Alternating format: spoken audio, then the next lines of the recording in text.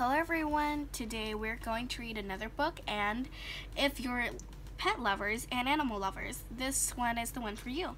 The book is written by Judith Kerr, and it's Judith Kerr compilations, the Judith Kerr Treasury, 5 classic stories. And Judith Kerr is a famous author. She's an animal lover, and one of her favorite animals are cats, which are resembled here. This is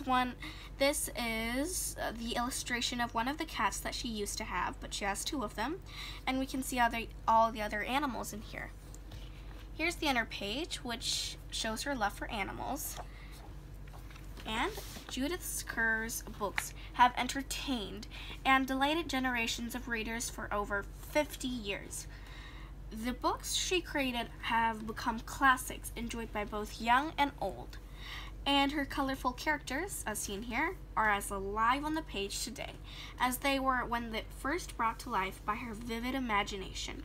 This beautiful treasury celebrates the enduring popularity of her stories by bringing together 5 of the best-loved titles: The Tiger Who Came to Tea, Mog the Forgetful Cat, One Night in the Zoo, The Other Goose, here, and When Willie Went to the Wedding, here, showing us the boy right there. So let's begin with our story. Our first one is The Tiger Who Came to Tea. And it's pretty strange that tigers can come to tea. But with Judith Kerr's imagination, everything is possible, and your parents would let you do things that normally you wouldn't want to. You wouldn't be allowed to. Once there was a little girl called Sophie, and she was having tea with her mommy in the kitchen. Suddenly there was a ring at the door. Sophie's mom said, "I wonder who that can be." "It can't be the milkman, because he came this morning. United Dairies, this week's special farmhouse chickens. And it can't be the boy from the grocer, because this isn't the day he comes. And it can't be Daddy, because he's got his keys. We'd better open the door and see." Sophie opened the door, and there was a big, furry, stripy tiger. The tiger said, "Excuse me, but I'm very hungry. Do you think I could have tea with you?" Sophie's mom said, "Of course, come in." Which in real life, you probably wouldn't want to let a tiger into your house.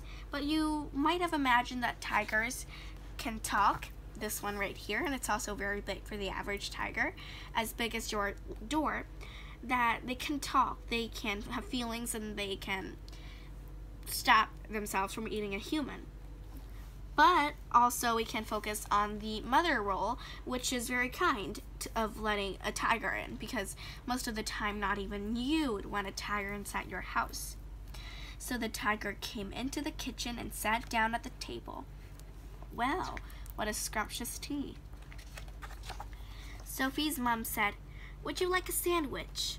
But the tiger didn't just take one sandwich. He took all the sandwiches on the plate and swallowed them in one big mouthful. Whop! And he still looked hungry, so Sophie passed him the buns. These are the buns. And this is her standing on a chair to try to feed the tiger. And he's still very calm about what he's eating. But again, the tiger didn't eat just one bun. He ate all the buns on the dish. And then he ate all the biscuits and all the cake until there was nothing left to eat on the table. So Sophie's mummy said, "Would you like a drink?" And the tiger drank all the milk in the milk jug and all the tea in the teapot. And we can see that the mother figure here is very kind. She doesn't scold the tiger for being a very unpolite guest. And you can see here, it's very funny that there was a illuminating illustration of a tiger drinking from a teapot and hopefully try not to spill it. And also the tea isn't scorching hot, which is funny in some cases. And here are the wondering faces of the mother and Sophie.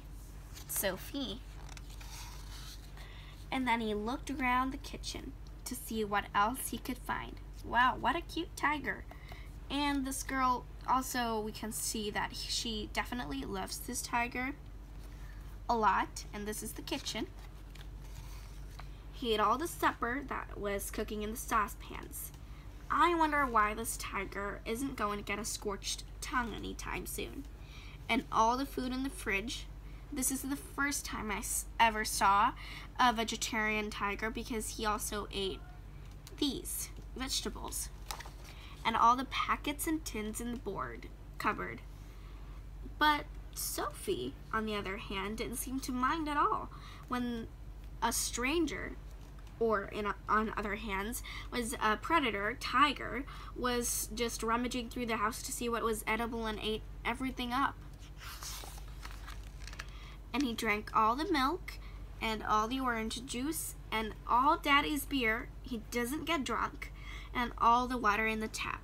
No, water can't run out. It never can. And then he said, "Thank you for my nice tea. I think I'd better go now." And he went. Sophie's mommy said, "I don't know what to do. I've got nothing for Daddy's supper.